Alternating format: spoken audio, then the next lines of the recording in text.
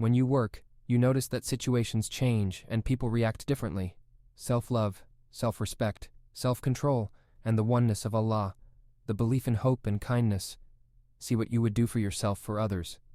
We have no control over time, we have no control over when our lives are taken, but we do have control over ourselves. Work on your subconscious mind, connect with Allah, and experience the love for Allah as love, great and powerful. Let rid of fear and worry that comes from the devil. Know Allah is all. He alone hears and knows. Pray and trust in Him, and He will aid you in marvelous ways.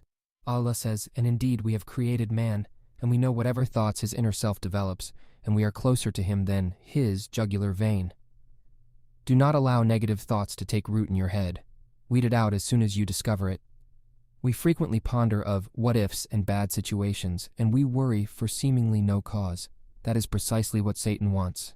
Instead, learn to believe when your efforts and goals are totally derailed by something beyond your control, or when the goal you are chasing nowhere. does not materialize as expected within your scheduled time frame.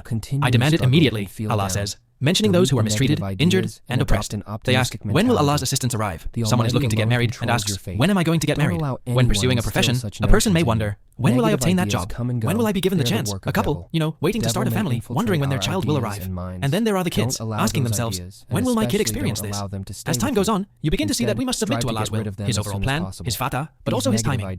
There is something really deep about it when Allah has decided something to happen, because as Ibn Husayr rahimahullah remarked, Yusuf alayhi salam would not have profited from what was truly happening in the prison if he had simply been concerned with getting out of there. Therefore, when one is going through a trial or difficulty, they get very impatient and say to themselves, Ya Allah, when is this going to be lifted? Because they are passing up the special chance to become near to Allah if they don't pay attention. As he mentioned, in a dream, one of the Sadaq, or revered forefathers, asked Allah, Ya Allah, why hasn't this dua been fulfilled yet? And the answer was, Oh my servant, I love to hear your voice.